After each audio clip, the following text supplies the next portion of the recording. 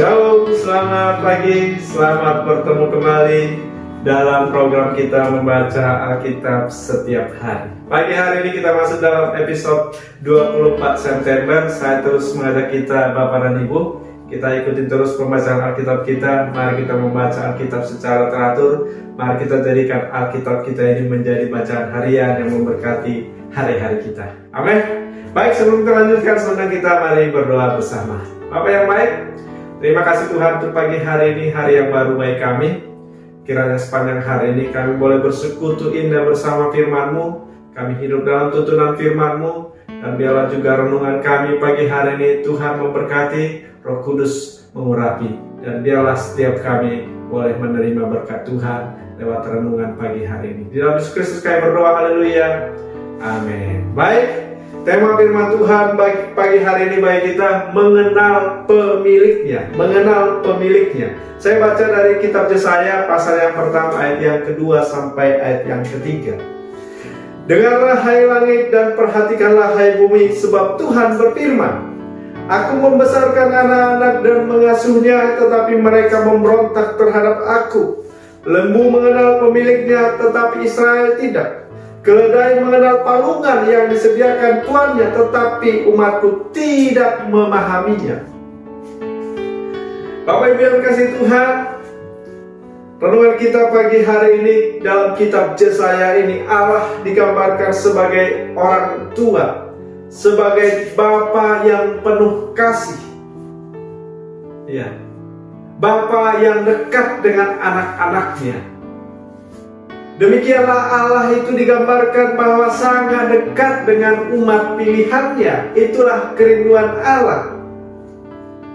Dan bahkan Yesus sendiri juga mengajarkan murid-muridnya ketika berdoa supaya memanggil Allah itu, memanggil Tuhan itu Bapa. Artinya sangat dekat, saudara. Tuhan itu sangat dekat, Allah itu sangat dekat. Amin. Dan bahkan di sini Allah juga digambarkan sebagai pemilik yang mengasuh, yang menyediakan apa yang dibutuhkan oleh umat pilihannya, yang dibutuhkan oleh anak-anaknya. Alangkah bahagianya umat yang diasuh oleh Allah sendiri. Namun saudara, kita melihat di sini bahwa umat pilihan Tuhan, yaitu orang Israel, memberontak terhadap Allah. Yesaya mengatakan bahwa ini adalah kebodohan yang sangat teramat bodoh. Iya. Ini adalah kebodohan yang sangat teramat bodoh. Bahkan lebih bodoh dari binatang, yaitu lembu, binatang lembu atau hewan lembu dan keledai. Di sini dikatakan bahwa lembu dan keledai termasuk hewan yang bodoh. Meskipun begitu, lembu dan keledai masih punya naluri. Iya, punya rasa kewajiban untuk mengenali pemiliknya. Punya kewajiban untuk melayani pemiliknya. Tunduk kepada kuk yang diberikan pemiliknya. Mengenal palungan yang disediakan oleh tuannya.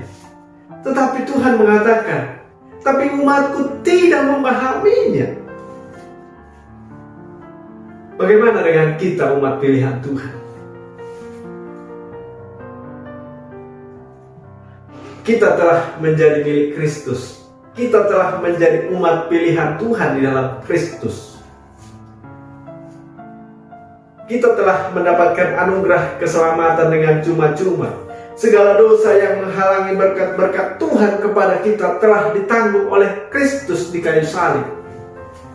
Ayat 35 yang ke-11 dikatakan, yang memberi kita akal budi melebihi binatang di bumi, dan hikmat melebihi burung di udara. Melebihi hikmat, saudara, melebihi akal budi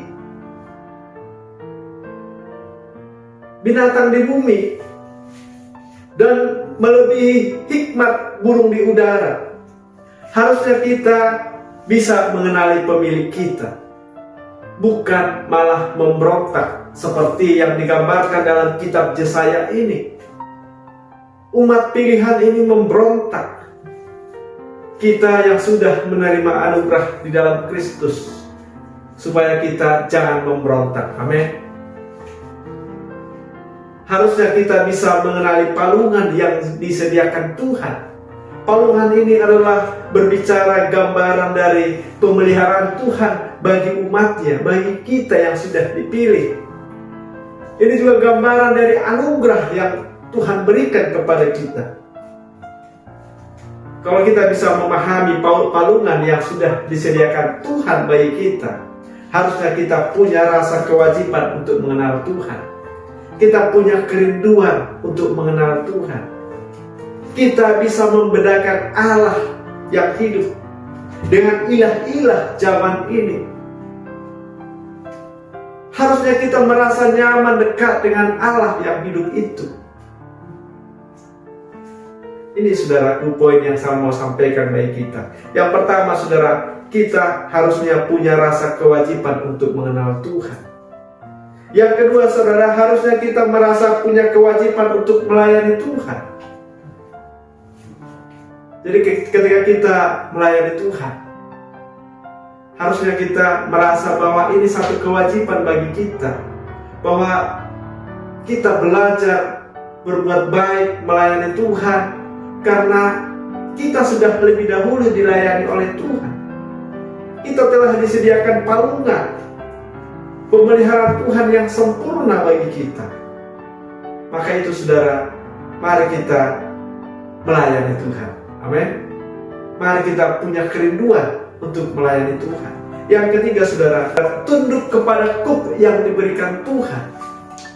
Ada satu tanggung jawab yang diberikan Tuhan kepada kita, yaitu saudara, supaya kita memberitakan Injil, supaya kita membawa orang mengenal Injil. Karena di dalam Injil kasih Tuhan dinyatakan. Karena di dalam Injil ada keselamatan. Karena Tuhan rindu supaya jangan ada orang yang binasa, supaya jangan ada orang yang masuk kematian kekal. Tetapi Tuhan merindukan supaya semua orang menerima keselamatan. Amin. Inilah saudaraku renungan kita yang menjadi renungan bagi kita pagi hari ini, sebagaimana kita seharusnya mengenal pemilik kita, yaitu Allah yang hidup, Yesus Kristus Tuhan kita. Amin. Demikian renungan kita pagi hari ini. Kiranya memberkati kita. Kita berdoa. Terima kasih Tuhan untuk renungan kami pagi hari ini. Kiranya Roh Kudus mengurapi, Roh Kudus memberkati firman-Mu menjadi rema dalam hidup kami. Di dalam Yesus Kristus kami berdoa. Haleluya. Amin. Selamat pagi. Selamat beraktivitas. Tuhan Yesus memberkati kita. Shalom.